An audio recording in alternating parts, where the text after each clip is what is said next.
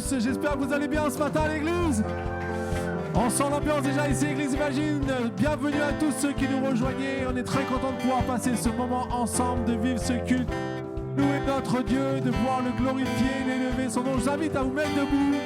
Je vous invite à pouvoir vraiment rentrer dans ce temps de culte et de pouvoir chanter pour notre Dieu. Amen. Let's go.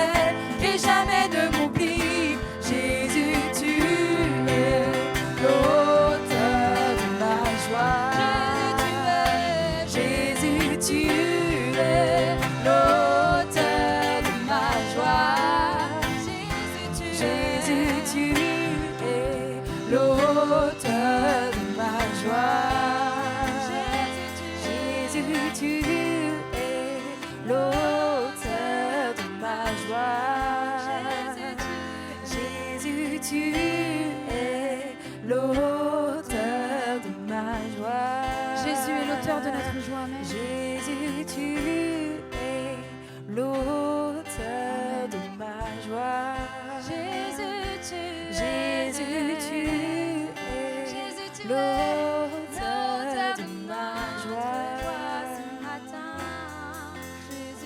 Tu l'auteur de ma joie.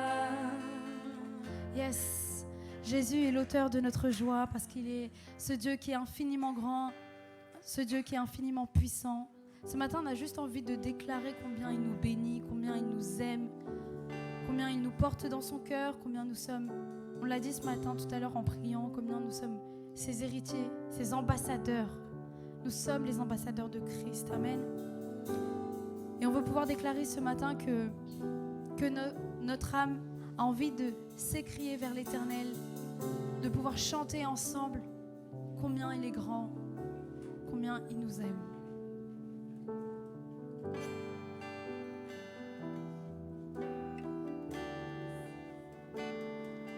Quand je sonde l'univers,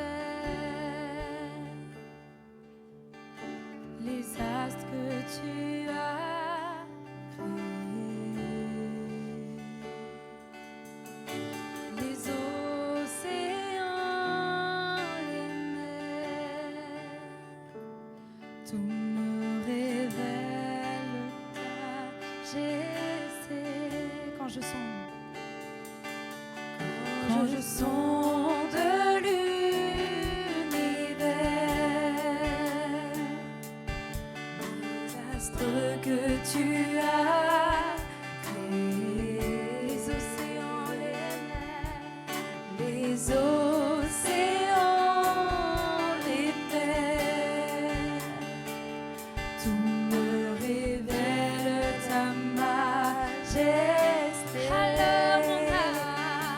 Alors mon âme veut s'écrier de tout mon cœur. Je veux chanter. Alors mon âme veut s'écrier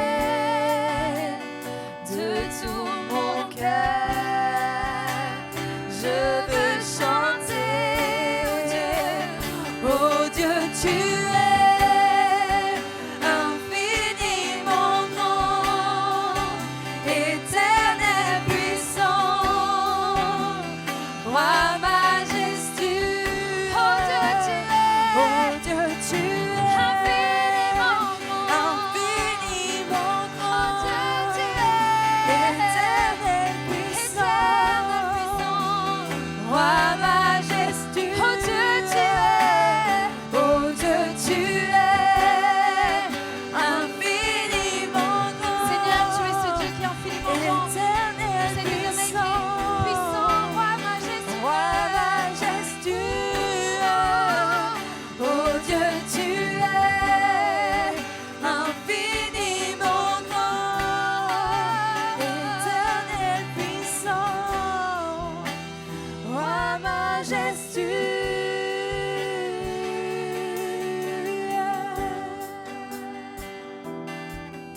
Yes, tu es ce Dieu qui est infiniment grand, cet Éternel qui est puissant, ce roi de majesté. Quand je songe que tu l'as fait, que tu t'es révélé à moi,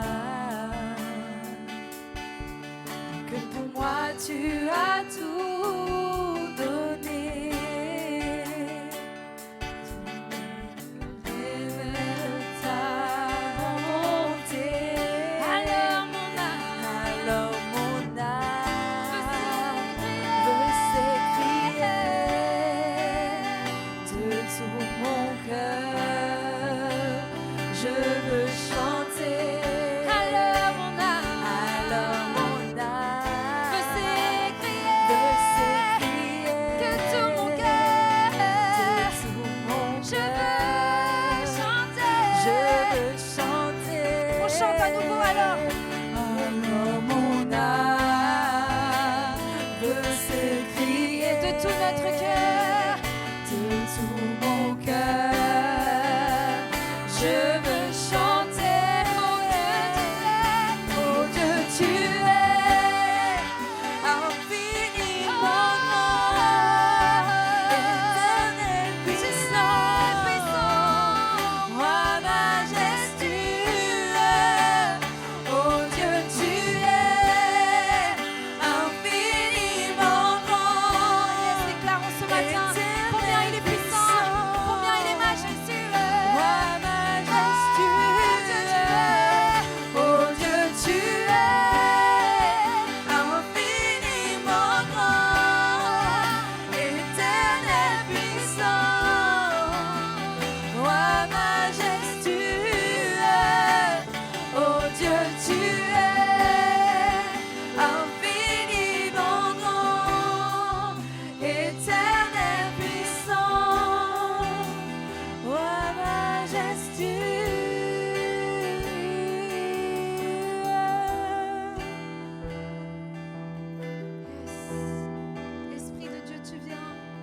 Tu inondes ce lieu de toi, Seigneur. Tu inondes ce lieu de ta présence parce que nous sommes assoiffés de te connaître. Affamés de toi, Seigneur. Parce que nous voulons plus de toi. Plus de toi,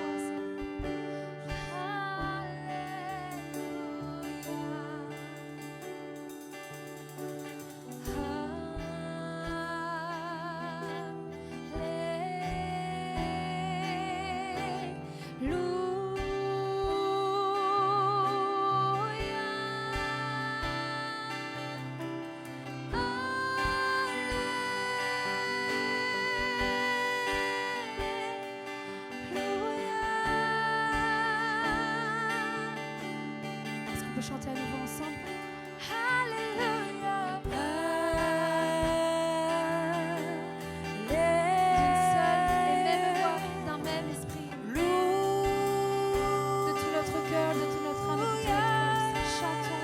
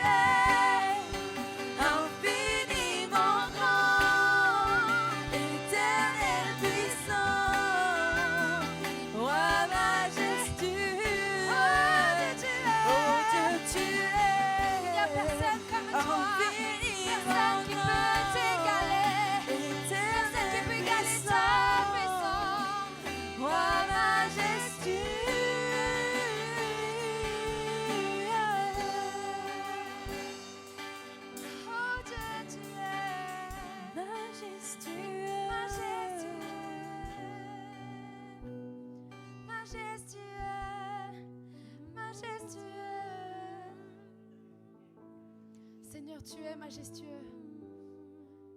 Tu es ce roi de gloire, ce roi de majesté.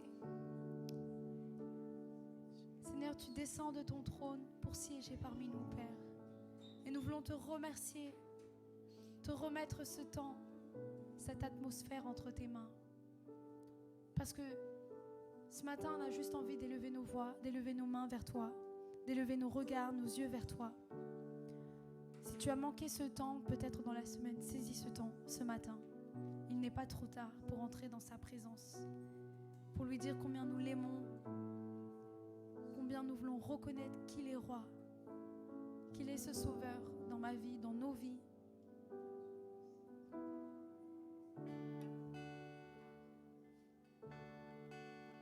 Comment exprimer toute ma gratitude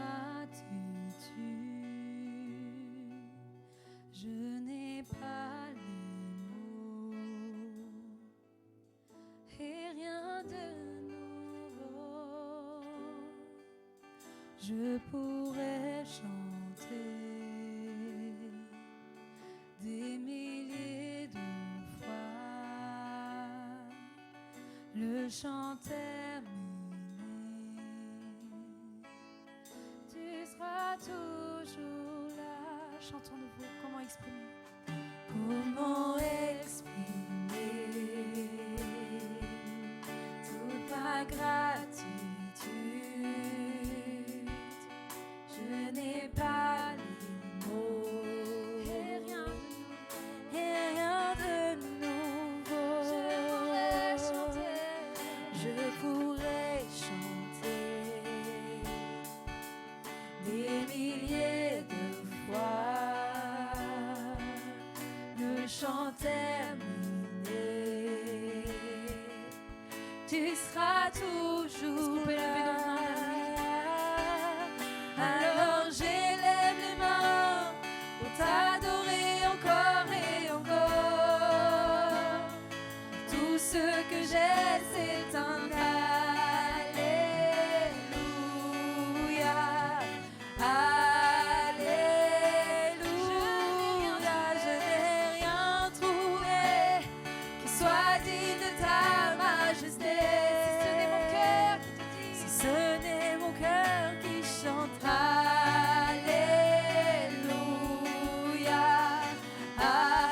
Et le monde m'Alléluia. Alors j'élève les mains pour t'adorer encore et encore. Car tout ce que j'ai, c'est un Alléluia.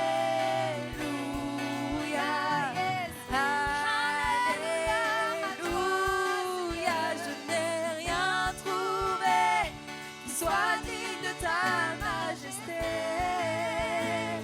Si ce n'est mon cœur qui chante Alléluia.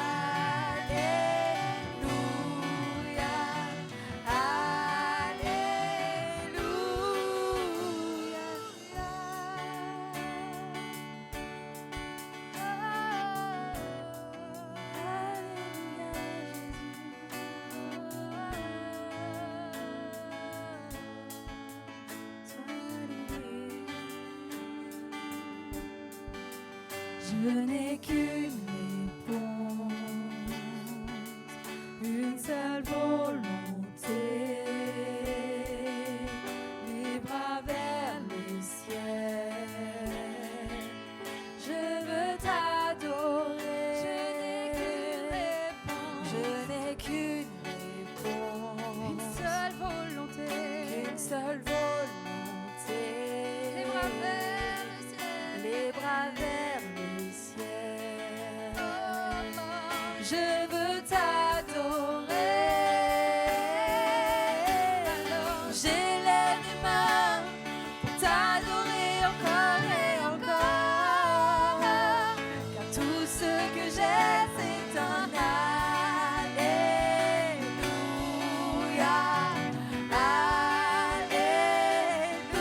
Alléluia. Je n'ai rien trouvé qui soit digne de ta majesté. Si ce n'est mon cœur qui chante Alléluia. Chantons, Église, à nouveau. Élevons nos mains vers lui. Alors j'élève les mains pour t'adorer encore et encore.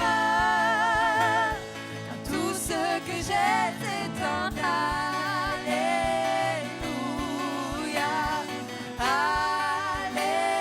Alléluia. Je n'ai rien trouvé qui soit digne de ta majesté.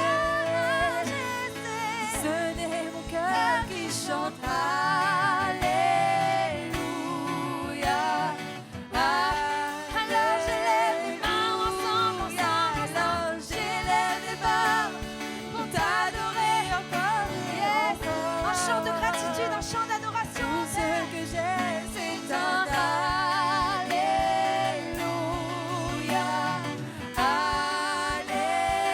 Alléluia. Je n'ai rien trouvé qui soit digne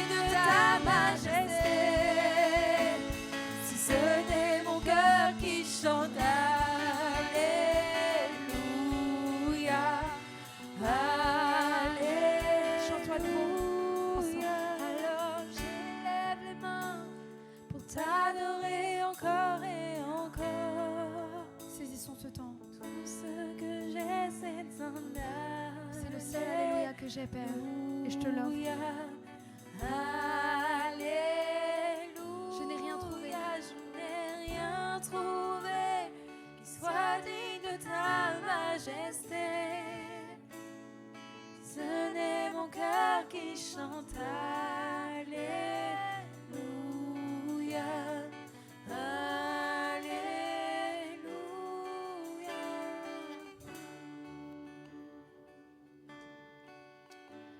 Alléluia, Seigneur. Merci pour ce que tu fais, Seigneur. Merci pour qui tu es. Seigneur, ce matin, nous voulons encore élever ton saint nom au milieu de nous. Seigneur, ce matin, nous voulons encore faire monter cet Alléluia. Seigneur, ce matin, je veux prier pour chaque personne qui est venue, Seigneur. Chaque personne que toi, tu désires bénir.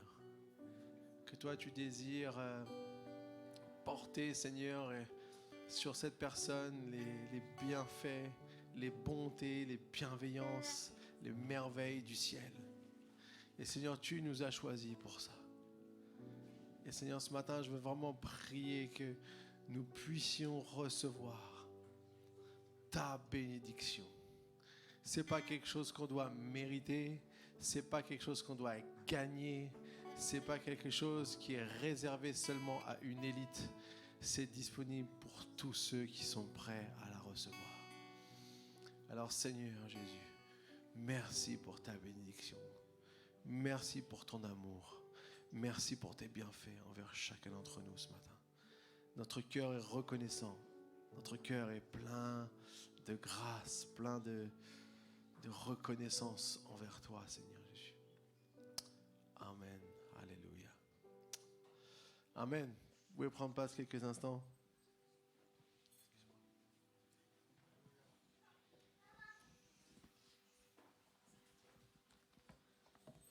Bien sûr, c'est le moment des kids de pouvoir aller à leur activité. Donc tous les enfants, vous pouvez rejoindre les personnes qui vont préparer des bonnes choses pour vous. Peut-être vous connaissez ce verset dans Matthieu 6, 33 qui dit « Recherchez d'abord le royaume et la justice de Dieu, et tout cela vous sera donné en plus. » C'est un verset peut-être que vous avez déjà entendu. Et ensuite il dira « Ne vous inquiétez pas du lendemain, car le lendemain prendra soin de lui-même. À chaque jour suffit sa peine. » Et puis le chapitre s'arrête. Peut-être que sur votre Bible, il y a une nouvelle page, je ne sais pas. Il y a peut-être un nouveau chapitre qui commence, le chapitre 7 de Matthieu. Et j'aimerais continuer. Pourquoi ? Parce que, en fait, dans la Bible qui a été écrite, on ne s'arrêtait pas. Les chapitres ont été rajoutés pour qu'on puisse l'étudier. Mais là, Jésus, il parle et il continue à parler. Et qu'est-ce qu'il dit ? Ne jugez pas afin de ne pas être jugés, car on vous jugera de la même manière que vous aurez jugé. Et on utilisera pour vous la mesure dont vous serez servi. Pourquoi vois-tu la paille qui est dans l'œil de ton frère et ne remarques-tu pas la poutre qui est dans ton œil ? Ou comment peux-tu dire à ton frère, laisse-moi enlever la paille de ton œil, alors que toi tu as une poutre dans le tien ? Hypocrite, enlève d'abord la poutre de ton œil, et alors tu verras clair pour retirer la paille de l'œil de ton frère. Ne donnez pas les choses saintes aux chiens, et ne jetez pas vos perles devant les porcs, de peur qu'ils ne les piétinent et qu'ils ne se retournent pour vous déchirer. Je vais finir avec le verset 7 et 8. Demandez et l'on vous donnera. Cherchez et vous trouverez. Frappez et l'on vous ouvrira. En effet, toute personne qui demande reçoit. Celui qui cherche trouve et l'on ouvre à celui qui frappe. Amen. Alors, en lisant ce passage il y a quelques temps, je me suis dit, comment je peux manifester la justice du royaume de Dieu ? Il dit, recherchez d'abord le royaume et sa justice. Et je crois que dans ce passage que Jésus parle à la foule qui l'écoutait, il leur explique que ce n'est pas possible de pouvoir manifester sa propre justice. Pourtant, soyons honnêtes, c'est ce qu'on fait tout le temps. En fait, on pense que nous, on a des choses à faire valoir. Ou peut-être, comme Jésus nous dit ici, les autres font moins bien que nous. Vous êtes d'accord ? Et Jésus dit non, ne jugez pas les autres. Parce que de la manière dont vous jugez, on vous jugera vous. Et puis, donc Jésus développe ça. Et en fait, ce qu'on voit ici, c'est que il y avait cette forte accent qui était mis notamment de la part des chefs religieux de faire tout ce qui est juste, de faire tout ce qu'il faut, sinon Dieu ne va pas répondre à ta prière. Et peut-être certains d'entre nous, on s'est déjà demandé, est-ce que Dieu n'a pas répondu à ma prière? Est-ce que c'est parce que j'ai fait quelque chose de mal? Ou peut-être on vous a dit, ah, il y a des péchés dans ta vie, c'est pour ça que Dieu ne répond pas à ta prière. Il y a des choses qui ne vont pas. Et peut-être on vous dit, mais il ne faut pas faire ci, il ne faut pas faire comme ça. Et toutes sortes de choses, en fait, c'est des poids qu'on mettait sur les gens. Des jugements. Vous savez, dès que vous jugez quelqu'un, ça devient compliqué. Parce que d'une certaine manière, vous amenez la loi au lieu de la grâce. Et Jésus dira, dans la deuxième partie, il dira, ne donnez pas les choses saintes aux chiens et ne jetez pas devant les porcs de peur qu'ils ne piétinent et qu'ils se retournent pour vous déchirer. La réalité, c'est que la justice de Dieu, la vraie justice du royaume, en fait, on ne peut pas, nous, la faire se réaliser. Si vous donnez les choses à des gens qui ne peuvent pas le recevoir, comme l'exemple que Jésus ici prend, ça ne fonctionne pas. Donc, notre propre justice, elle est uniquement offerte. Et c'est ce qu'on se rappelle lorsque Jésus est mort à la croix.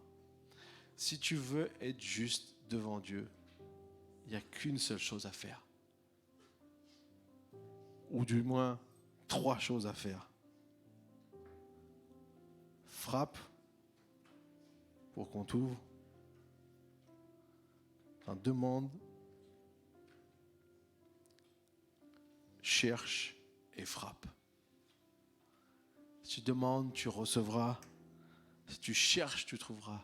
Et si tu frappes, on t'ouvrira.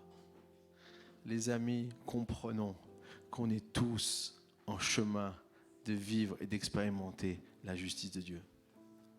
Et que ce n'est pas en pensant, en regardant ce qui est mal, en essayant de reprendre ce qui est mal, que les choses vont changer. C'est si nous, on a compris qu'on a une source, la source de bénédiction.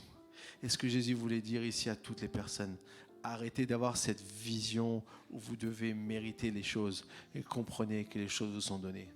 Il prendra même l'exemple plus loin et dira, vous savez donner des bonnes choses à vos enfants parce que vous aimez vos enfants.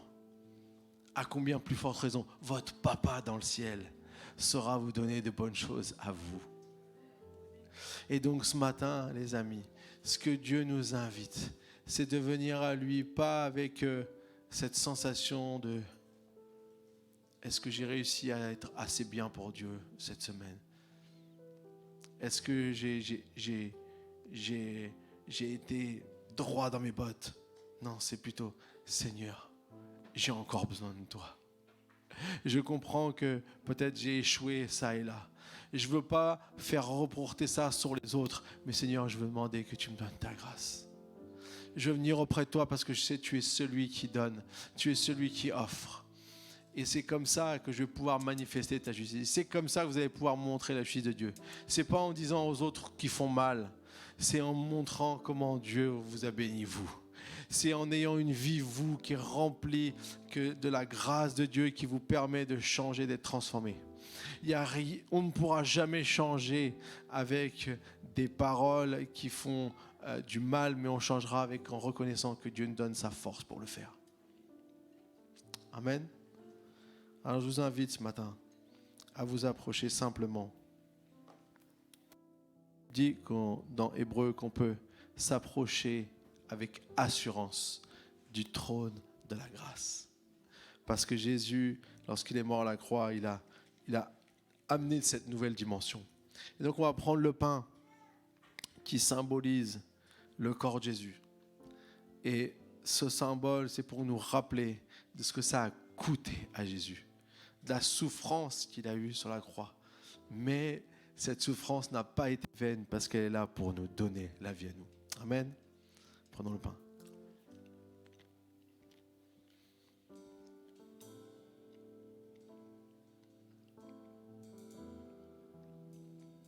Et on va prendre le vin qui symbolise le sang de Jésus. Si c'est du jus de raisin, mais que nous puissions nous rappeler. Vous savez, c'est le sang de l'alliance. C'est ce qui nous lie aujourd'hui, jusqu'à aujourd'hui, à Jésus. Qui nous rappelle à chaque fois que quand bien même on a fait des choses qui n'étaient pas bonnes, quand bien même on a eu des mauvaises attitudes, des mauvaises réactions, des mauvaises pensées, le sang de Jésus nous lave, nous purifie de tout péché et nous crée cette alliance entre lui et nous. Amen.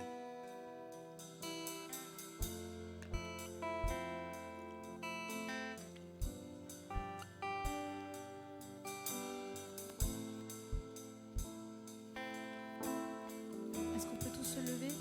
La terre a tremblé, le voile s'est déchiré, désarmant la mort et le péché. Les cieux chantent ta gloire.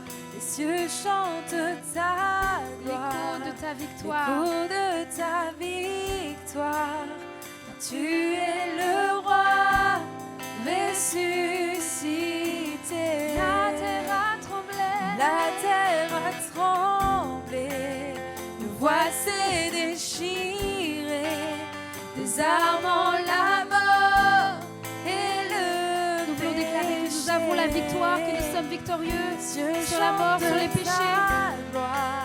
L'écho de ta victoire, car tu es le roi ressuscité. On déclare ensemble qu'il n'y a pas de rival.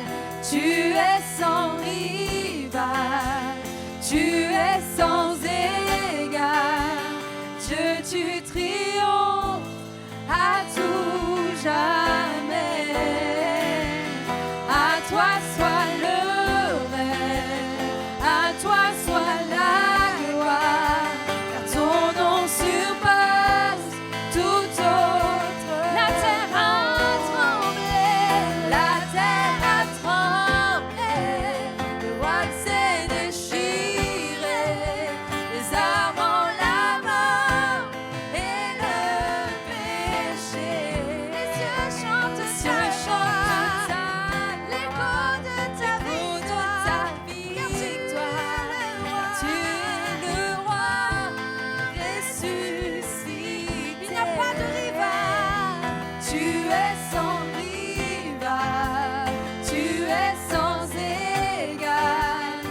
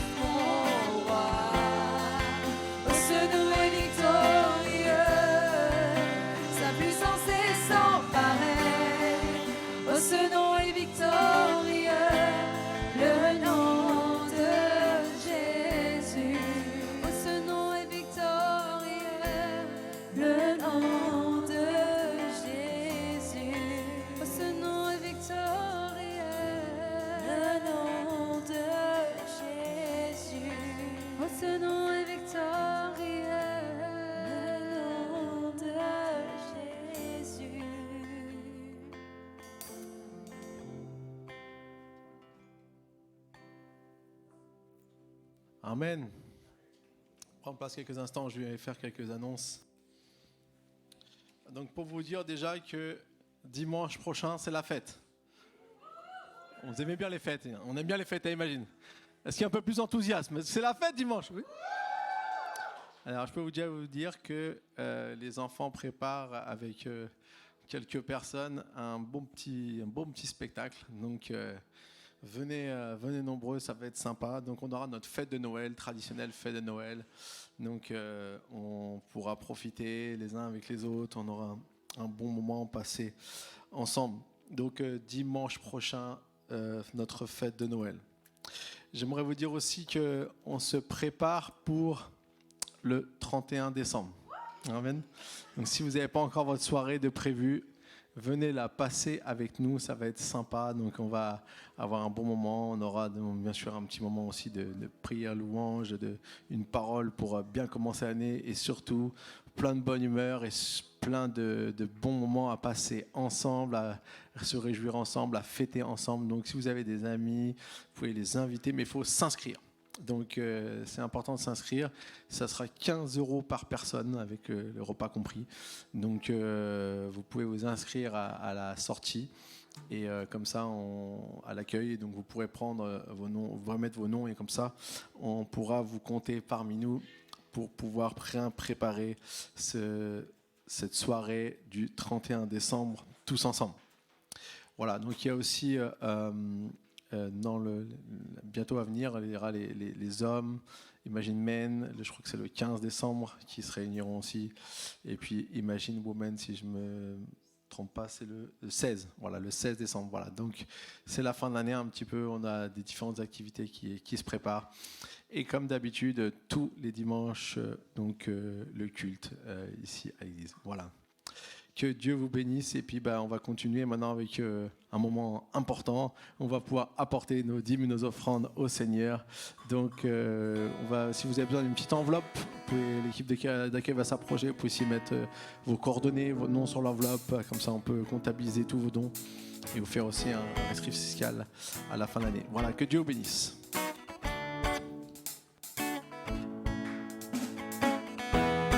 On peut se lever tous ensemble et danser, bien évidemment.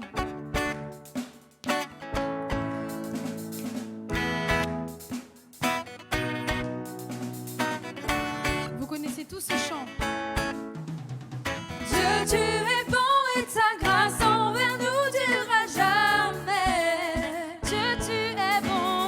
Dieu, tu es bon et ta grâce envers nous durera jamais.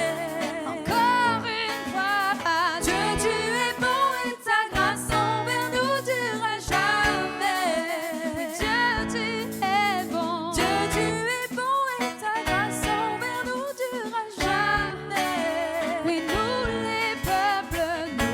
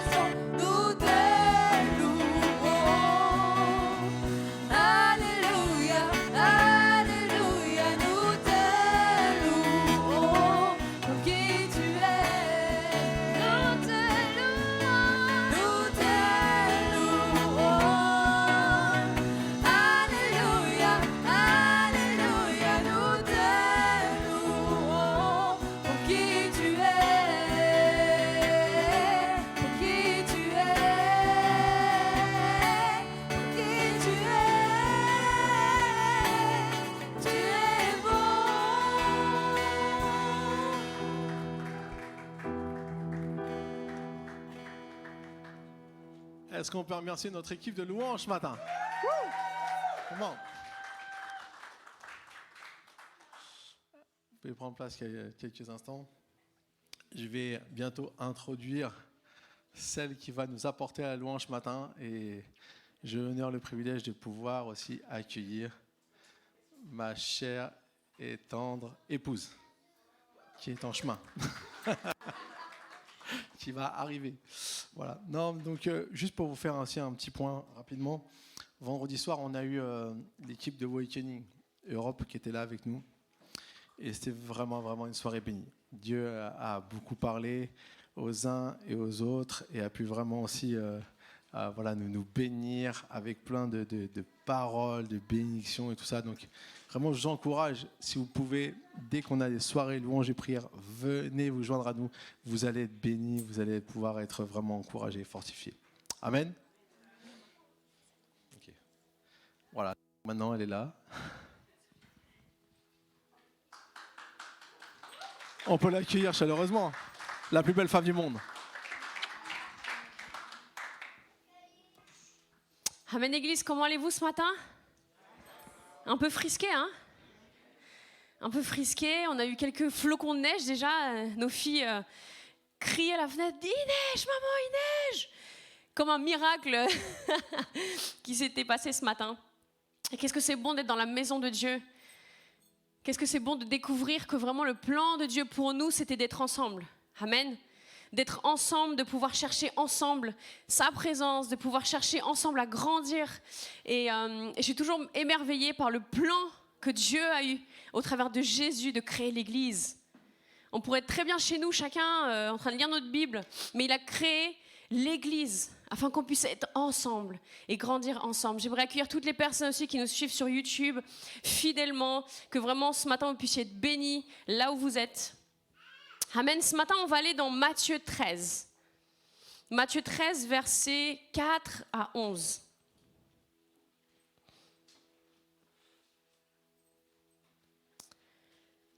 Un semeur sortit pour semer. Comme il semait, une partie de la semence tomba le long du chemin. Les oiseaux vinrent et la mangèrent. Une autre partie tomba dans un sol pierreux où elle n'avait pas beaucoup de terre. Elle leva aussitôt parce qu'elle ne trouva pas un terrain profond. Mais quand le soleil parut, elle fut brûlée et elle sécha, faute de racines.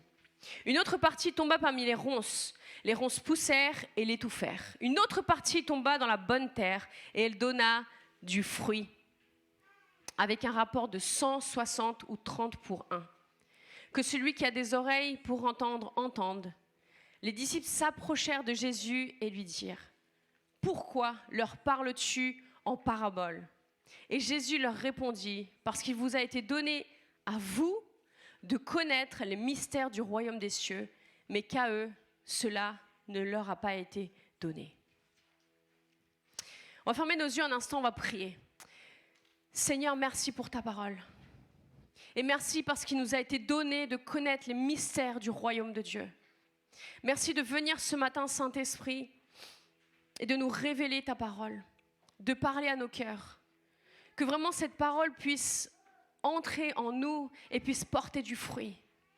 Merci, Saint-Esprit, pour le travail que tu vas faire dans chacun de nous aujourd'hui. Amen. Cette histoire sur laquelle on va s'arrêter ce matin s'appelle la parabole du semeur. Jésus, ici, il s'adresse à ses disciples et aussi aux personnes qui sont autour de lui, enfin, qui sont devant lui parce qu'il est sur un bateau et toutes les personnes sont sur le rivage. Et il parle leur langage. Alors, il parle du fait de semer parce que c'était le langage des personnes qui étaient là. Mais qu'est-ce que ça veut dire pour nous? En fait, quand on continue à lire le chapitre 13, Jésus va révéler à ses disciples et aux personnes qui donc lui sont proches ce que veut dire cette parabole. La semence dont parle Jésus ici, c'est la parole de Dieu. À l'époque, elle était parlée, elle était audible. À ce moment de l'histoire de Jésus, seulement quelques personnes étaient autorisées à la lire, à la voir. Aujourd'hui, elle se concentre dans un seul livre qui est la Bible. Amen. On peut la lire, on peut la voir, on peut la lire, on peut aussi l'entendre comme ce matin. Et ce passage nous renvoie à l'importance de recevoir la parole de Dieu. Alors que se passe-t-il? La semence, elle va être semée par le semeur. Et chaque semence ne va pas produire la même chose. Chaque semence ne va pas avoir la même fin. Donc il y a 4 cas. La semence qui tombe au sol, elle représente les personnes qui entendent la parole de Dieu, mais qui ne la comprennent pas. La semence qui tombe dans un sol pierreux représente les personnes qui entendent la parole de Dieu, l'acceptent avec joie, mais qui n'ont pas assez de racines. Et quand les moments difficiles viennent, quand la persécution vient, à cause de la parole de Dieu, eh bien, ils trébuchent. Ils ne sont pas capables de suivre la parole de Dieu parce que cette parole de Dieu n'a pas fait de racines. Parce qu'à cause de ces pierres, il n'y a pas suffisamment de place pour les racines. Le troisième cas, c'est la semence qui tombe dans les ronces.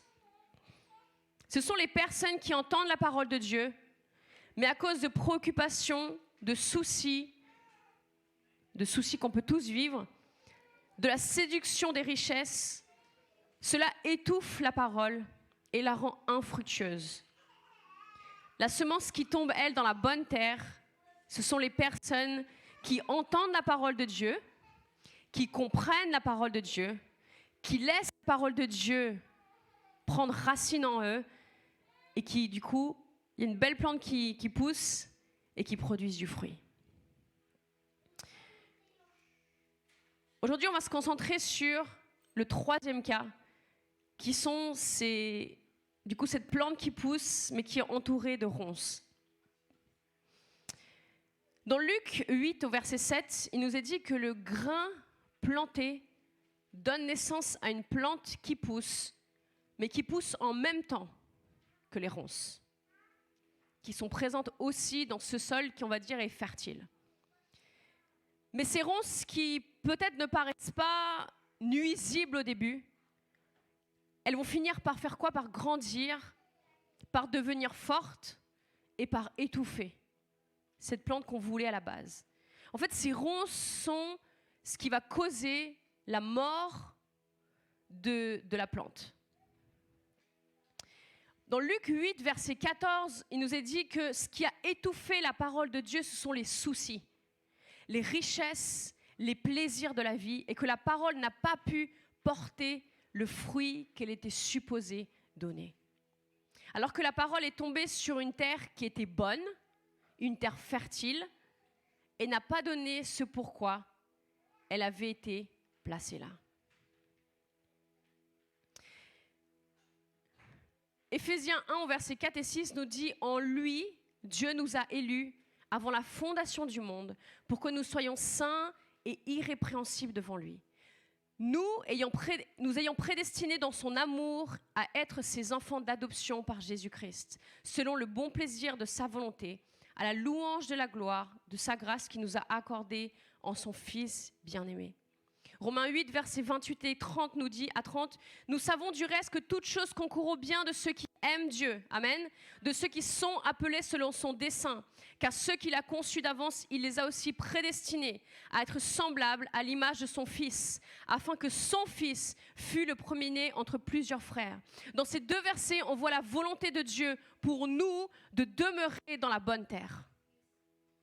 On voit la volonté de Dieu, il nous a prédestinés, avant même que nous existions, avant même que nous soyons conçus. Il a pensé à nous, il nous a prédestinés pour être des êtres qui portent du fruit, pour être des êtres qui sont dans la bonne terre et qui, avec les bonnes choses, vont grandir, être des arbres forts, vont fleurir et vont porter du fruit. Nous avons été créés pour louer Dieu, amen, pour lui faire plaisir. Il a préparé ses voies pour que nous puissions les emprunter. Et au travers de la parole de Dieu, eh bien, il va nous transformer à l'image de Jésus, afin que nous puissions marcher dans les voies qu'il a prévues pour nous. Mais sans cette transformation à l'image de Jésus-Christ, il n'y a pas de fruit. Et qu'est-ce qui peut empêcher la parole de produire cet effet de transformation en nous? Toujours selon la parabole du semeur, les soucis, les richesses et les plaisirs de la vie. Ce sont 3 choses qui nous concernent tous, n'est-ce pas? Les soucis, parfois on dit ouais, ça fait partie de la vie, de se soucier de certaines choses. Les richesses sont nécessaires pour vivre. Et les plaisirs de la vie, on veut tous en avoir. Amen? Oula. Je suis la seule. On veut tous avoir des... Il n'y a pas de honte à avoir ça. Amen, ça veut dire que vous êtes d'accord avec moi. On veut tous avoir des plaisirs dans la vie. On peut tous, on veut tous tout ça. Et malgré cela, Dieu dit que cela va nous freiner. Va nous freiner dans notre transformation. Et il va même plus loin. Ça va nous étouffer. Les soucis et la course vers les richesses terrestres, matérielles et les plaisirs de la vie terrestre s'installent petit à petit en nous et nous resserrent jusqu'à nous détruire. J'aimerais parler aujourd'hui dans le premier point que nous sommes appelés à décider de mourir comme un grain de blé. Dans l'histoire du semeur, les ronces ont grandi. On va parler beaucoup de plantes, de terre, je ne sais pas si certains d'entre vous aiment bien le jardinage. Je vais rester le plus simple possible. Je n'ai pas une maîtrise dans le jardinage. Mes plantes, si elles survivent chez moi, c'est purement et clairement par la grâce de Dieu. Parce que très souvent, je les oublie. Je suis très contente qu'elles soient encore vertes. C'est vraiment par la grâce de Dieu ou par la grâce de ma maman qui passe de temps en temps aussi les arroser. Tu les arroses en cachette? Non. Non, c'est la grâce de Dieu. Donc dans l'histoire du semeur, les ronces ont grandi et en grandissant, elles ont déjà commencé en fait à voler des nutriments qui auraient dû aller à cette plante. Elles volaient sûrement aussi de la lumière qui était destinée à cette plante. Et en fait, on se rend compte qu'avant de l'étouffer, la plante, ils avaient déjà commencé à produire des mauvaises choses. Et j'aimerais vous encourager ce matin. Amen. La Bible n'est pas un livre de condamnation. C'est un livre d'espoir. Et j'aimerais nous rappeler ce matin que quel que soit ce qu'on vit, peut-être en ce moment, il est possible de nous débarrasser des ronces qui sont dans notre vie.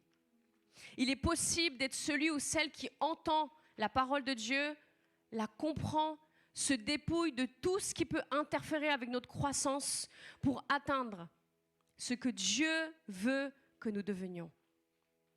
Dans Jean 12, versets 23 et 23, il est écrit « En vérité, je vous le dis, si le grain de blé tombé en terre ne meurt pas, il reste seul, mais s'il meurt, il porte beaucoup de fruits. » J'ai un petit clin d'œil à mon beau-père, c'est un de ses versets préférés.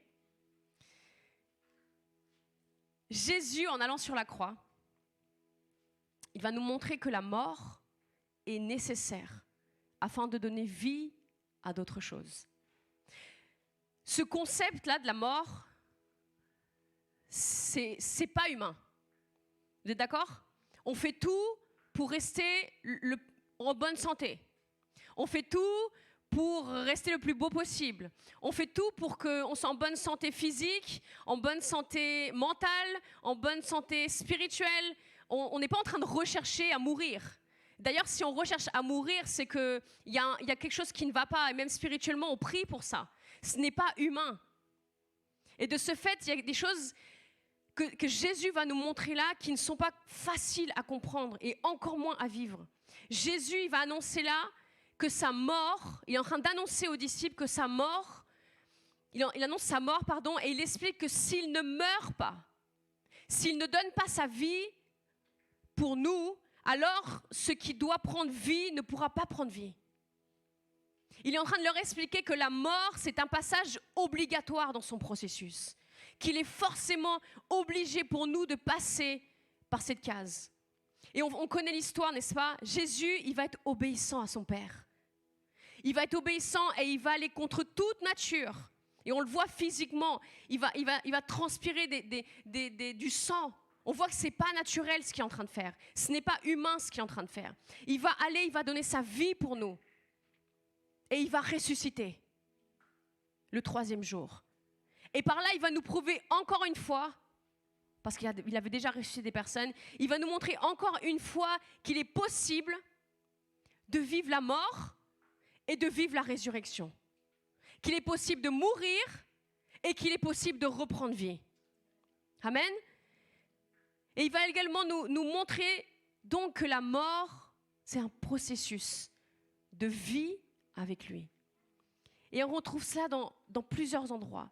On va voir Matthieu 16, 24, il nous est écrit « Si quelqu'un veut être mon disciple,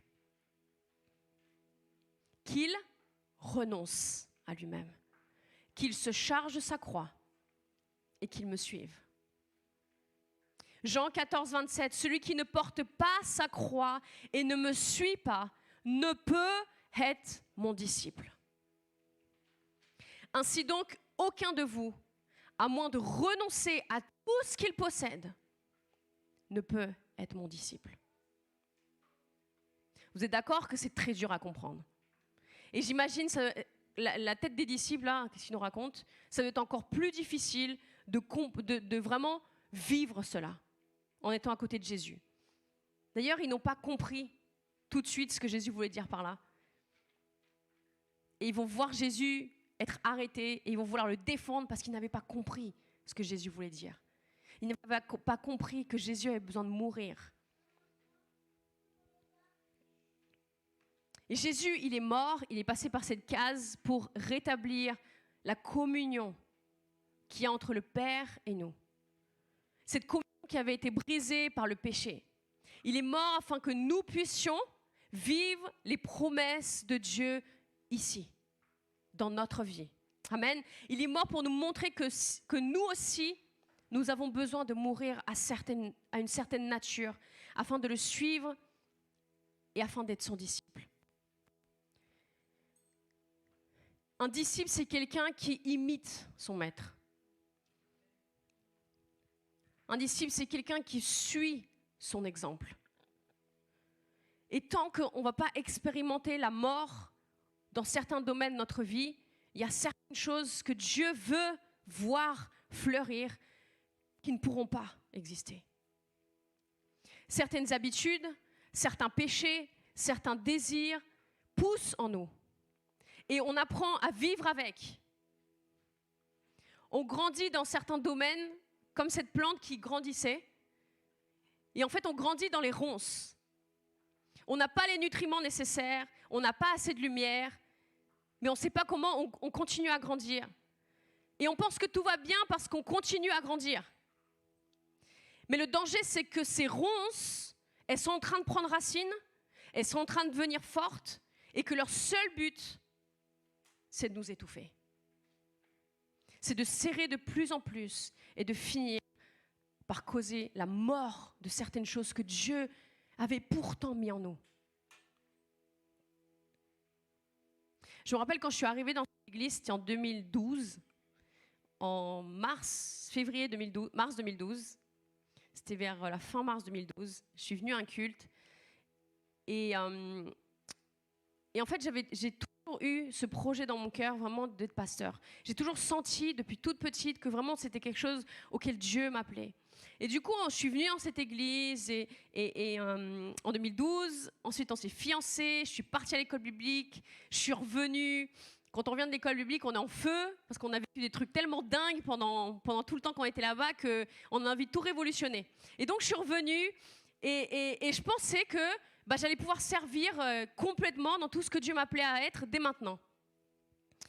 Sauf qu'il y a une autre réalité derrière. J'ai dû reprendre le travail en tant qu'assistante juridique. Et je sais que pendant des longs mois, ça a été dur.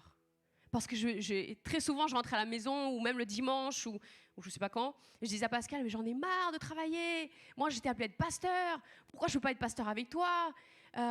Pourquoi ceci? J'essayais de chercher des manières. Et en fait, je me plaignais beaucoup du fait que je ne pouvais pas être pleinement dans ce que Dieu m'appelait à être tout de suite.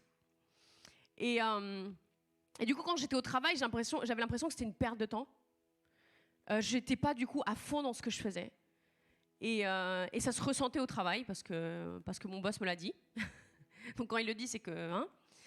Et j'arrivais pas. J'étais dans ce combat, en fait, de me dire, mais Dieu, tu m'as appelé à servir, à être pasteur, à être avec les gens, à faire ceci, à faire cela, et moi, je suis là. Et en fait, je sais qu'un jour, je pense que ça a duré des années quand même, hein, je sais qu'un jour, j'ai réalisé qu'il y a des choses qui devaient mourir là. J'ai réalisé que c'était un désir qui n'était pas vraiment ce que Dieu voulait pour moi dans cette saison de ma vie.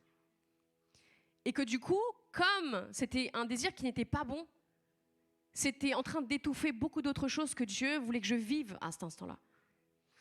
Et je sais qu'un jour, en discutant, je crois que j'avais changé de travail, et j'ai vraiment pris conscience que Dieu m'ouvrait les portes pour vraiment travailler dans plusieurs endroits, et qu'en fait, c'était des opportunités que Dieu me donnait pour pouvoir être là en tant que chrétienne, pour pouvoir vraiment apporter qui il était. Et à chaque endroit que j'allais, je disais, Seigneur, juste permets-moi de pouvoir parler de toi à quelqu'un, juste à une personne. Alors bien sûr, le lundi, quand on me disait, qu'est-ce que tu as fait ce week-end? Ah, ça c'était bien. Parce que je n'avais pas besoin de forcer le truc. Bah, moi, lundi, samedi, j'étais avec la famille, dimanche matin, je suis allée à l'église. Ah bon, tu vas à l'église? Oui, je fais ça. Du coup, c'était des bonnes portes ouvertes le lundi pour parler de ce que je faisais avec Dieu, comment je servais Dieu et qu'est-ce que c'était que de vivre une vie pour Dieu. Et je sais qu'au travers de toutes ces mois et ces années, Dieu a fait mourir en fait, de l'orgueil qui était en moi. De penser que je devrais être à telle place et de passer à côté en fait, de tout ce que Dieu voulait que je vive avant. Aujourd'hui, je ne peux pas dire à 100% qu'un jour je serai à temps plein, peut-être, mais je suis en paix avec là où Dieu m'a ouvert la porte. Et vraiment, Dieu est bon.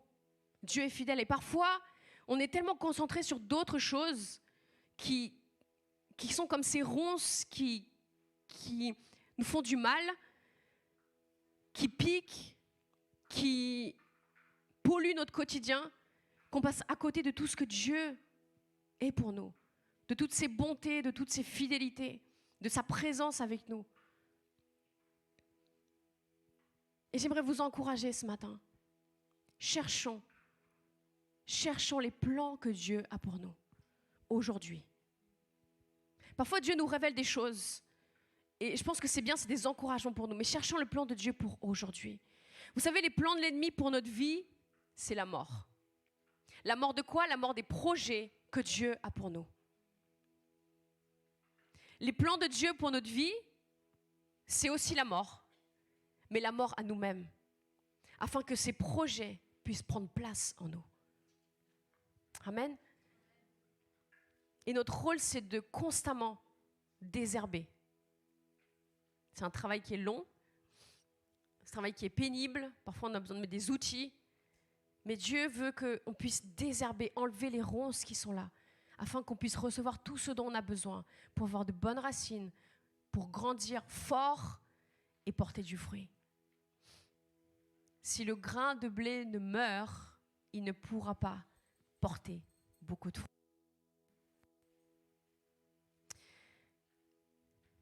Il y a un plan de Dieu dans le fait de mourir à nous-mêmes, dans le fait de faire mourir certaines choses en nous qui ne devraient pas être là. Quand une graine de blé entre dans la terre, la première chose qui se passe, c'est qu'elle meurt. Cette graine n'est plus une graine, mais elle devient une semence. Et si on ne laisse pas mourir cette graine, on n'aurait jamais une semence. Personne n'affiche une petite graine chez lui parce qu'il est content d'avoir une graine. Enfin, peut-être, je ne sais pas. En principe, lorsqu'on a une graine, on attend le bon moment pour la planter et pour voir ce que cette graine va donner. Et en fait, cette semence, une fois que la graine meurt, qu'elle devient une semence, cette semence en contact de l'air, de la lumière, va grandir, va donner des fleurs en premier et ensuite va donner du fruit. La parabole du semeur, c'est une parabole du royaume de Dieu. Elle nous montre que la mort donne vie aux réalités du royaume de Dieu. Et Jésus, il est mort pour que nous ayons accès au Père. Et en ayant accès au Père, que nous ayons accès aux réalités du royaume de Dieu. Amen. Que nous ayons un accès libre aux réalités de son royaume. Jésus, de son vivant sur terre, il nous a montré la puissance de Dieu en action, mais son départ physique de la terre a permis au Saint-Esprit de descendre sur chacun d'entre nous. Et il est celui qui va nous convaincre de ce besoin de mourir à certaines choses en nous, de faire mourir ces choses qui nous retiennent d'entrer pleinement dans ce que Dieu a pour chacun d'entre nous. Amen. Romains 12, versets 1 et 2 nous dit « Je vous encourage donc, frères et sœurs, par les compassions de Dieu, à offrir vos corps comme un sacrifice vivant, saint et agréable à Dieu. Ce sera de votre part un culte raisonnable. Ne vous conformez pas au monde actuel, mais soyez transformés par le renouvellement de l'intelligence, afin de discerner quelle est la volonté de Dieu, ce qui est bon, agréable et parfait. » Le sacrifice de qui nous sommes va amener la volonté de Dieu à s'établir à travers de nos décisions quotidiennes. La volonté de Dieu, ce n'est pas seulement une ligne directive de notre vie, c'est tous les jours. C'est tous les jours dans chaque décision quotidienne que l'on peut prendre. Et c'est vrai qu'un jour, le royaume de Dieu va s'établir complètement sur terre. Amen. Complètement, totalement. Le mal n'existera plus sur terre. Mais en attendant ce jour glorieux, on peut vivre ces réalités de son royaume, déjà. Et quelle bénédiction pour nous, amen, de pouvoir commencer à vivre cela dès maintenant, ici. À travers le Saint-Esprit, on a la puissance de Dieu en nous pour pouvoir des personnes guéries, pouvoir des personnes délivrées d'esprits mauvais, pouvoir des personnes revivre, des résurrections, pouvoir des miracles. Ça, ce sont des réalités du royaume de Dieu. Amen. Et nous pouvons les voir dès maintenant. C'est ce que le Saint-Esprit fait au travers de nous lorsque on met notre foi en action. Et si on retourne dans Luc 14, dans Luc 8, verset 14. Donc on a vu que ce qui a étouffé cette plante, ce sont les soucis, les préoccupations et les richesses et les plaisirs de la vie. Et donc ça nous montre que ce sont des choses qui sont contraires. Mais contraires à quoi? Au fait de faire confiance à Dieu. Les soucis, ce sont des préoccupations qui nous troublent constamment, qui produisent quelque chose de négatif en nous. Les soucis viennent des peurs, de la peur de l'inconnu qui est devant nous. Et Dieu souhaite que nous placions notre confiance en lui, même au travers de l'inconnu qui est devant nous. D'ailleurs, c'est ça, faire confiance. Faire confiance, mettre notre foi en lui, peu importe ce qu'il y a devant nous. Les richesses et les plaisirs de la vie, ce sont des préoccupations humaines. Mais lorsque nous plaçons notre confiance en Dieu, on sait que c'est lui qui va pourvoir. On n'est plus dans cette course à des richesses. Et pourquoi avoir ce désir de richesse si on a déjà tout ce dont nous avons besoin avec Dieu? Amen. Si on a déjà accès à tout ce dont nous avons besoin auprès de notre Père Céleste. Les richesses ne vont pas nous rendre heureux. Parfois, on pense qu'une fois qu'on sera millionnaire, on sera heureux. Alors, ok, on sera bien. On serait bien. Pardon. Mais ce n'est pas ça qui nous donne la joie. Si on place notre joie dans les choses matérielles, on va être déçu. Parce qu'une fois qu'on a ça, on voudra autre chose. Une fois qu'on l'aura, on voudra autre chose. Et une fois qu'on l'aura, on voudra autre chose. On reste des enfants. Qu'on place dans un magasin de jouets, ne faites pas ça avec vos enfants, c'est pas une bonne idée. Les parents, hein, on sait. Hein. Parce qu'en fait, on veut tout. On veut tout de manière démesurée. Et Dieu sait pourquoi. Il nous amène à être dépendants de lui. Parce qu'il sait quelles sont les bonnes choses dont nous avons besoin. Il sait que seulement lui est capable de nous combler. Au-delà même de ce que nous, on peut espérer. Mourir à certaines choses va nous amener à devoir placer notre confiance totale en Dieu. Pourquoi ? Parce qu'en fait, lorsqu'on fait mourir quelque chose, on est dépourvu, on est perdu. On est obligé de mettre notre foi quelque part. On est obligé de compter sur ce que Dieu va nous donner. Et ce qu'il veut nous donner, ce sont les réalités de son royaume. Amen. Et alors que nous mourrons à nous-mêmes, Dieu s'occupe de nous faire grandir et de nous faire porter du fruit. Ces fruits sont ses réalités. Décider de ne pas se soucier de quelque chose, c'est permettre à Dieu d'intervenir de manière miraculeuse. Décider de ne pas mener cette course à la richesse, c'est expérimenter la provision divine de Dieu de manière continue. Décider de ne pas vivre selon les plaisirs de ce monde, c'est le laisser nous combler comme lui seul sait faire. Dieu souhaite que nous vivions les réalités de son royaume dans notre vie. Amen. Dieu souhaite que nous vivions les réalités de son royaume dans notre vie. Ici, maintenant.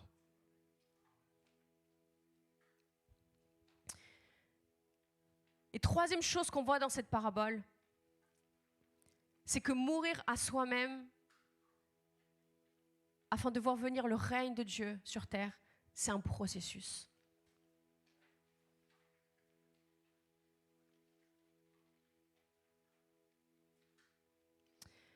Moi, j'aime pas les processus. J'aime pas commencer à apprendre quelque chose de nouveau parce que c'est pas facile. Qui aime ça ? Moi, j'aime pas. On commence le sport, on n'est pas musclé, on tient pas, on a mal partout, mais on tient bon. À la vue de quelques petits muscles, on prend courage, on continue, hein ?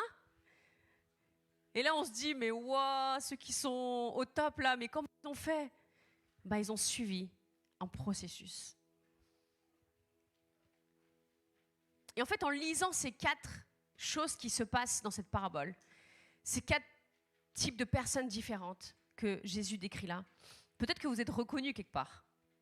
Moi, personnellement, quand j'ai lu ça, je me suis reconnue dans le premier type. La semence qui tombe au sol, qui représente les personnes qui entendent la parole de Dieu, mais qui ne la comprennent pas. J'ai grandi dans l'église. Je suis née dans l'église. Mon papa, il est là. Il était pasteur depuis qu'il a une vingtaine d'années. Je suis née dans l'église au Pérou. J'ai vécu dans une petite maison qui était collée à l'église. J'allais à l'école de l'église. Je me suis endormie comme vendredi soir. Vous avez vu mes enfants sur les chaises, sur l'estrade. Ça, c'était moi petite.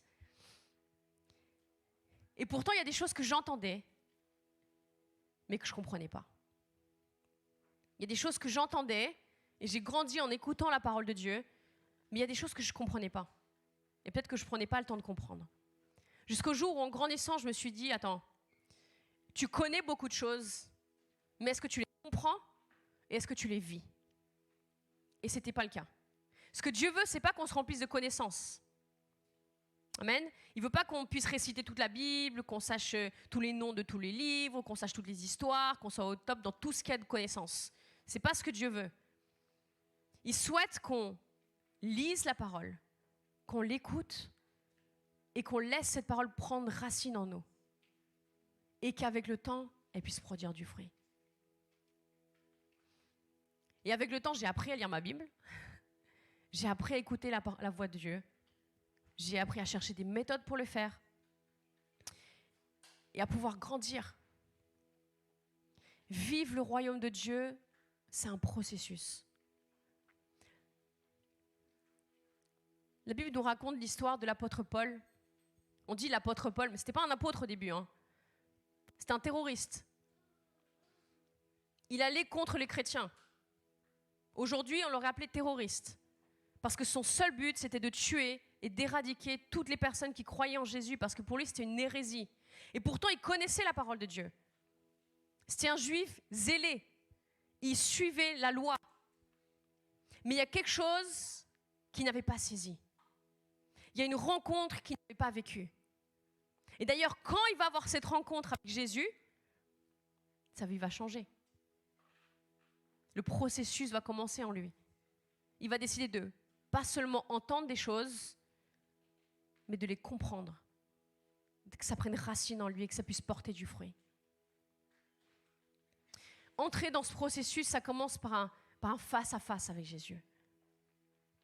Et être dans ce processus, c'est aussi nous préparer à un face-à-face final. Parce que j'ai une bonne nouvelle ce matin. Flash info, Jésus revient. Alléluia, Jésus revient. On pense que des gens nous prennent pour des fous si on dit ça. Mais la Bible dit que Jésus va revenir. Il revient chercher l'épouse, c'est nous. Il revient chercher son peuple. Il revient chercher ses enfants. Et au travers de tout ce qui va se passer avec son retour, le royaume de Dieu va être rétabli. Ça commence avec un face-à-face avec Jésus et ça va se terminer, si on peut dire ça terminer, en tout cas sur terre, avec un face-à-face avec Jésus. Et le processus, c'est nous préparer à vivre cela, à être prêts pour quand Jésus va revenir nous chercher. C'est vivre en ayant cet espoir que Jésus revient. Oui, le mal sera éradiqué, les maladies seront éradiquées. Toutes les personnes mauvaises souvent disent, mais pourquoi Dieu existe alors quel mal? T'inquiète, Jésus revient. Et foi, il revient et tu ne pourras pas dire alors Dieu existe et il n'y a plus de mal. Il va venir mettre une fin à tout ça. Mais en attendant, notre rôle, c'est d'être dans ce processus de ressembler à Jésus. C'est de nous rapprocher plus en plus et en plus à lui. Parce que nous sommes ses disciples et nous sommes appelés à lui ressembler et avoir sa compassion et avoir son amour et avoir sa paix et avoir sa générosité et avoir sa bonté et à vivre qui il est. Nous, vous et moi, chacun d'entre nous, on est appelé à rentrer dans ce processus afin que quand Jésus revienne, il puisse dire voici mon église, voici mon épouse, celle qui me désire, celle qui m'attend, celle qui me cherche, celle qui est prête pour que je revienne. Amen. J'aimerais terminer en vous partageant une histoire. Et cette histoire, elle est racontée par Laurie Stanley, qui raconte l'histoire d'une de ses amies. Une de ses amies s'appelait Diane. Et voici ce qu'elle dit. Mon amie Diane et moi avons l'idée une étude biblique pour femmes pendant 6 ans. Plusieurs femmes n'avaient pas de relation avec Jésus, mais elles étaient toutes amies de Diane et curieuses à propos de la foi. Diane était extravertie, remplie de vie et passionnée par partager aux autres l'amour de Jésus. Après quelques années, certaines femmes de notre étude biblique ont donné leur vie à Jésus. Et une nuit de janvier, Diane m'a appelée et m'a annoncé qu'elle avait un cancer au pancréas. Elle et moi savions que Jésus pouvait la guérir et utiliser sa guérison pour démontrer sa puissance à des femmes qui ne croyaient pas en lui. Mais ça ne s'est pas passé comme ça. En juin, Diane a demandé à réunir toutes les femmes de notre groupe pour leur dire au revoir.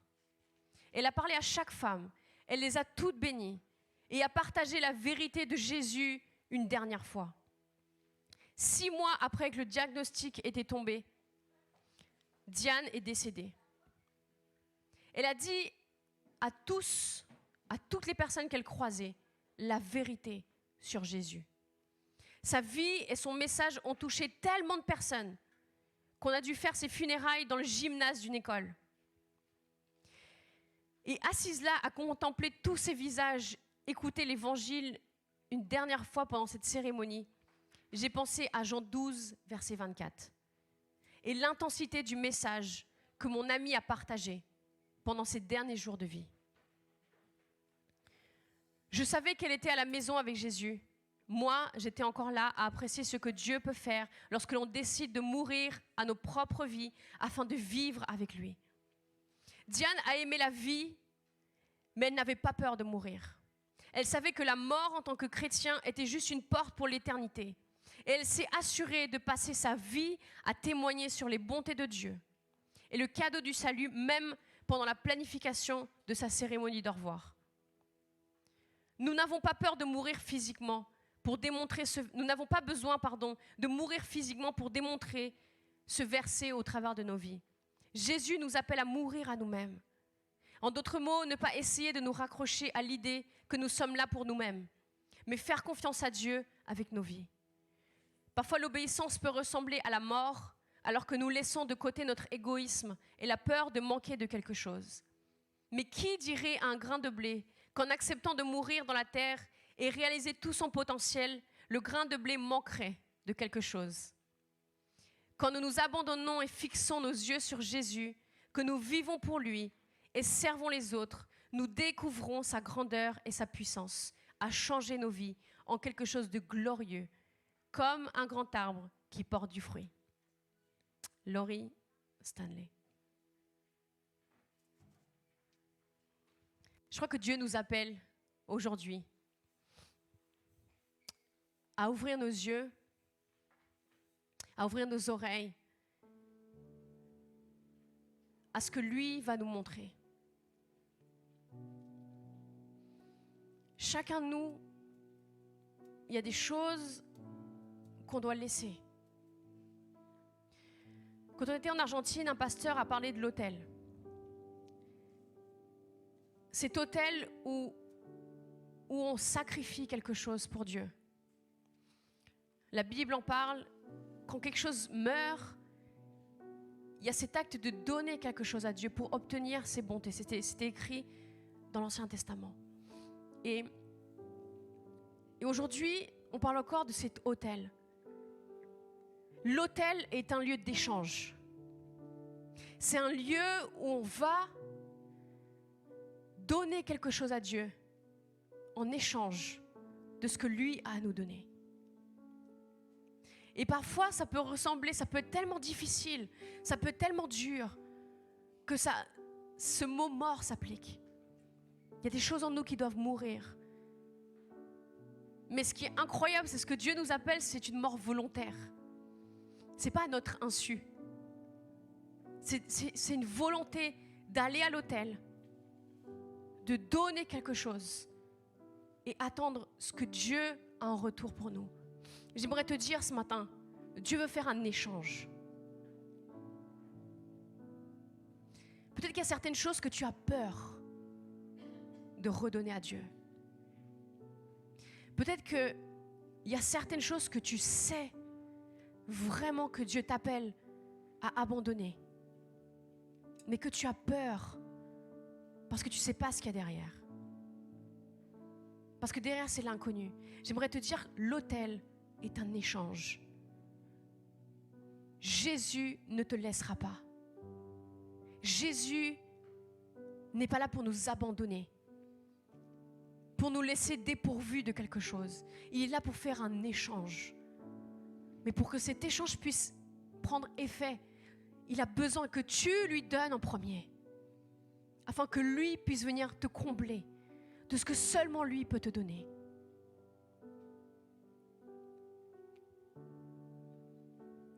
Alléluia.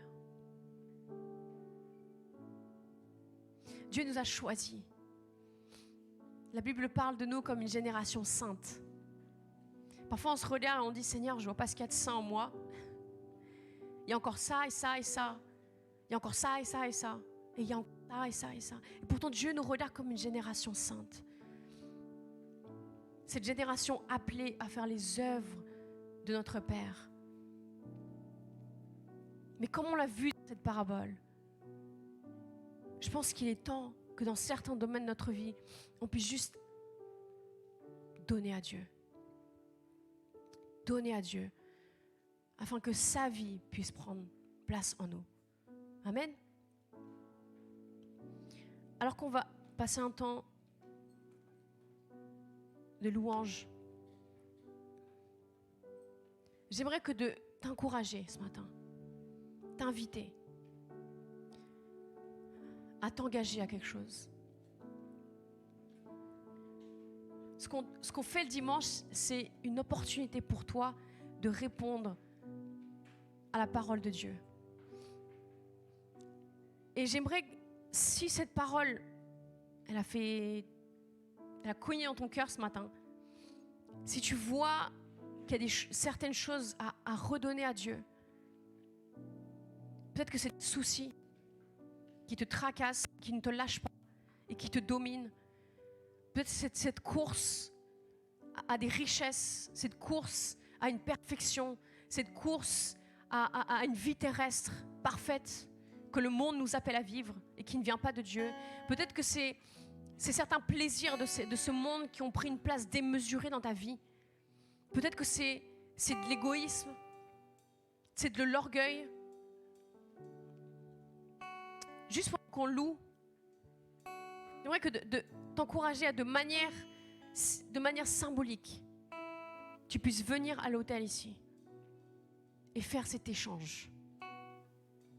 Avoir la foi que quand on redonne ça à Dieu, il va nous donner quelque chose en retour. Je crois vraiment que pour certaines personnes ce matin, il y a un processus qui peut aller beaucoup plus vite que ce que tu ne le penses. Tes peurs ne sont pas basées sur ce que Dieu veut pour toi. Il y a certaines personnes ce matin qui ont peur de franchir ce pas à cause de l'inconnu. Mais Jésus veut te dire, il ne te laissera pas, il ne t'abandonnera pas.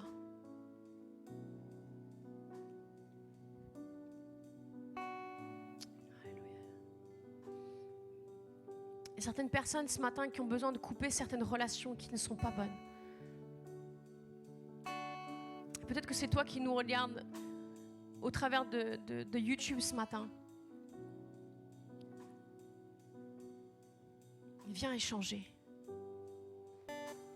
Viens échanger cette dépendance, ces plaisirs ponctuels pour une destinée avec Dieu.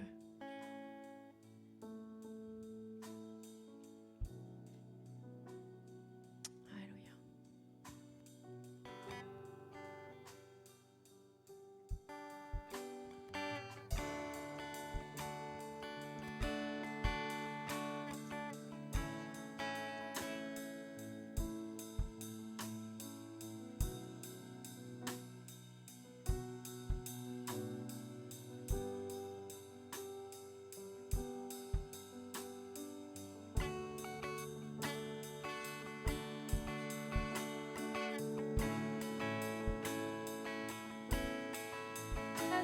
Ton Alléluia,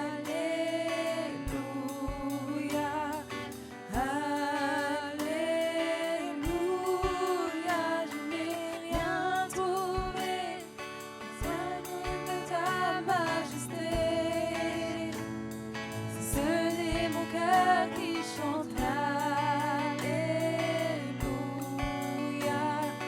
Alléluia, alors j'élève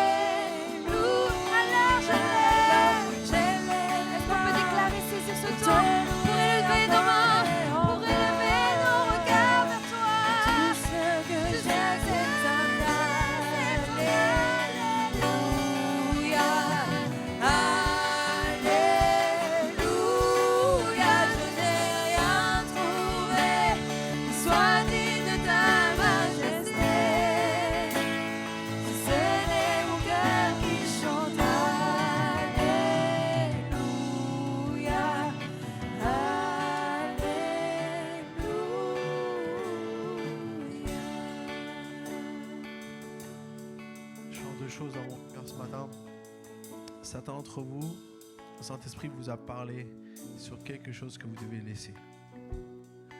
Il y a quelque chose peut-être dans votre vie que vous devez laisser. Venez ici devant. Faites ce geste en disant « Seigneur, je ne sais pas si je vais y arriver, je ne sais pas si je vais avoir la force de le faire, mais Seigneur, je suis prêt à écouter ce que tu veux me dire et je viens et je laisse. » Parce que je sens que c'est comme Dieu veut vous faire entrer maintenant dans une nouvelle saison.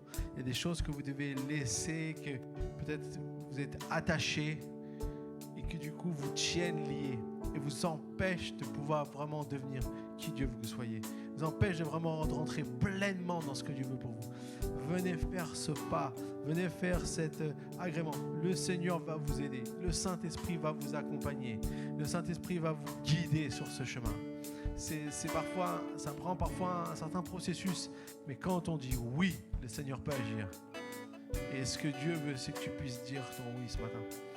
La deuxième chose que j'ai senti profondément dans mon cœur, certains d'entre vous, vous êtes sous le poids de la souffrance et de la douleur. Il y a quelque chose qui vous tient. Et du coup, c'est tellement fort que vous n'arrivez même plus à aller voir des choses peut-être qui vous permettent de pouvoir vous réjouir. Mais j'avais cette parole dans mon cœur, je changerai leur deuil en allégresse. D'un esprit abattu, je leur donnerai un vêtement de louange. Et je crois que le Seigneur veut nous élever. Le Seigneur est là pour nous. Sa bénédiction est là pour toi ce matin. Ne passe pas à côté. Viens faire cet échange là, ici devant. Viens dire ok Seigneur. Je sais pas comment je vais m'en sortir. Je sais pas comment je vais réussir à vaincre ces choses, cette douleur, cette souffrance, ces choses qui me pèsent, ces soucis, ces tracas. Mais Seigneur, si tu le dis, je fais ce pas et je viens. Alors on va rechanter ce chant. Et je vous invite vraiment à vous approcher. Si vous sentez qu'il y a quelque chose que le Saint-Esprit a fait pour vous, approchez-vous ici. Alors j'élève les mains pour t'adorer encore et encore. Tout ce que j'ai, c'est un Alléluia. Alléluia. Je n'ai rien trouvé qui soit digne de ta majesté. Si ce n'est mon cœur qui chante Alléluia, Alléluia. Alors j'élève les mains pour t'adorer encore et encore. Si ce n'est que j'ai, c'est un Alléluia, Alléluia. Je n'ai rien trouvé qui soit digne de ta majesté. Si ce n'est mon cœur qui chante Alléluia, Alléluia. Alors j'élève pour t'adorer encore et encore. Tout ce que j'ai, c'est un Alléluia, Alléluia.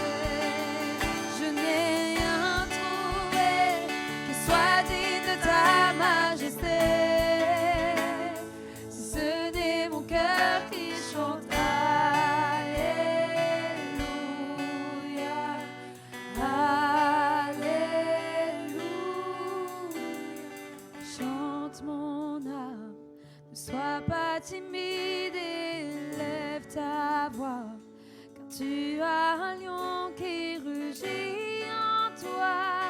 Alléluia le Seigneur.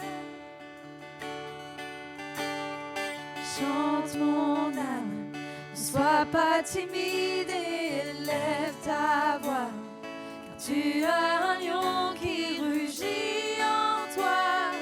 Alléluia le Seigneur. Est-ce qu'on peut le déclarer avec force et courage et assurance? Chante mon âme, ne sois pas timide et lève ta voix, car tu as un lion qui rugit en toi. Alléluia le Seigneur.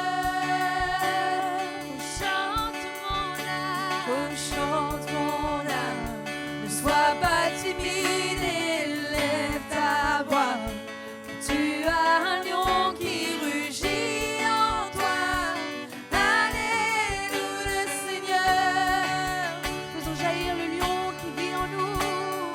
Chante mon âme, ne sois pas timide et lève ta voix, car tu as un lion qui rugit en toi. Alléluia le Seigneur. Oui, chante mon âme, ne sois pas timide et lève ta voix, car tu as un lion qui rugit en toi. Alléluia le Seigneur. On s'adresse à notre âme et on veut lui dire de chanter. Chante mon âme, ne sois pas timide et lève ta voix, tu as un lion qui rugit en toi. Alléluia le Seigneur. Alors j'élève mes mains pour t'adorer encore et encore. Tout ce que j'ai, c'est un alléluia. Tout ce que j'ai, c'est un alléluia. Je n'ai rien trouvé qui soit digne de ta majesté, si ce n'est mon cœur qui chante alléluia. Alléluia. Nous élevons, alors j'élève les mains pour t'adorer encore. On veut l'adorer encore et encore, Père, parce que tu es ce Dieu de gloire, tu es ce roi de majesté. Déclarons une fois, nous avons alléluia. Je n'ai rien trouvé qui soit digne de ta majesté, si ce n'est mon cœur qui chante alléluia. Alléluia. Alors j'élève mes mains pour t'adorer encore et encore, si ce n'est mon cœur qui chante alléluia. Alléluia. Je n'ai rien trouvé qui soit digne de ta majesté, si ce n'est mon cœur qui chante alléluia. Continuons de rester dans cette présence. Chantons à nouveau. Alors j'élève mes mains pour t'adorer encore et encore. Tout ce que j'ai, c'est un alléluia. Alléluia. Je n'ai rien trouvé qui soit digne de ta majesté. Tout ce que j'ai sur le cœur, tout ce que j'ai, c'est un alléluia.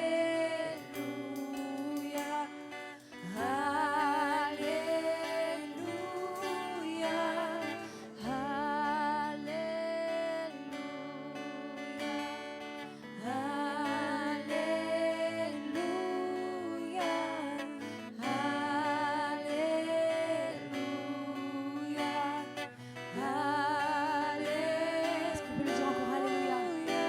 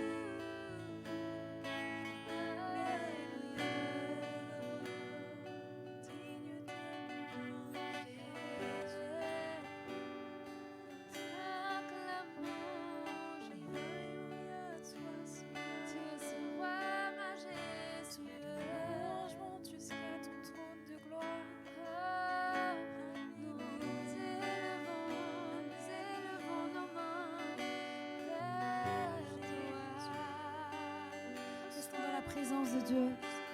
Gardons les yeux fermés, toujours à lui faire connaître nos prières, nos louanges. Comme on a pu le voir, même si la mort nous précède, nous n'aurons pas peur parce que nous avons la victoire dans le nom de Jésus-Christ. Et ce matin, on déclare que nous élevons nos voix vers toi, vers les cieux, pour te dire combien nous t'aimons et combien nous t'adorons. Nous voulons élever ce Dieu de gloire, élever ce roi majestueux, ce prince de paix qui siège au milieu de nous. Comme tu l'as dit, car là où 2 ou 3 demeurent en nous, tu es là au milieu de nous, Père. Alors continue d'agir dans nos vies, continue de te manifester dans nos vies. Continue de montrer que tu ne nous lâches jamais, que tu es toujours présent pour nous, Père. Sans jamais faillir, sans jamais nous abandonner.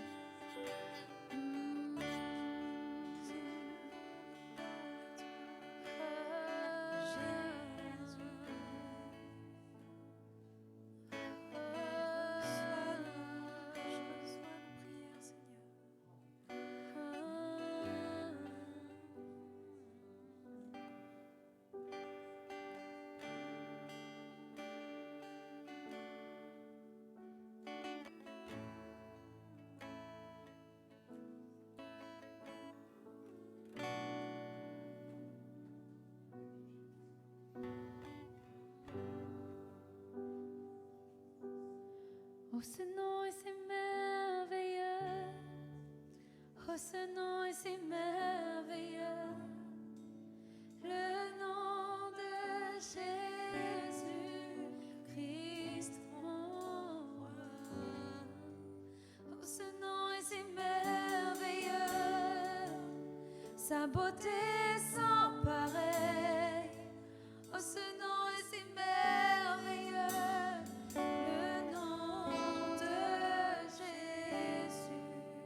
Ce nom est si merveilleux, oh ce nom est si merveilleux, le nom de Jésus-Christ mon roi. Oh ce nom est si merveilleux, sa beauté sans pareil. Oh ce nom est si merveilleux, le nom de Jésus. Oh, ce nom est si merveilleux, le nom de Jésus. Alléluia. Merci Seigneur. Merci Seigneur pour tout ce que tu as fait pour nous ce matin. Merci Seigneur parce que ce que tu vas faire encore dans nos cœurs, dans la semaine qui vient. Merci pour dimanche prochain, pour ce temps où nous allons célébrer que tu es venu sur la terre. Juste nous Seigneur, et nous voulons vraiment être reconnaissants pour tout ce que tu fais pour chacun d'entre nous, dans chacune de notre vie. Merci Seigneur mon Dieu. Que ton nom soit loué, béni à jamais. Amen. Amen. Soyez bénis, chers amis. Merci pour ce temps qu'on a pu passer ensemble. Que Dieu bénisse dans cette nouvelle semaine. Et je vous dis à dimanche prochain. Et dimanche prochain, invitez des amis, ramenez des personnes à l'église pour qu'ils puissent voir les belles choses et entendre aussi les bonnes nouvelles de l'évangile de Jésus-Christ. Amen. Amen.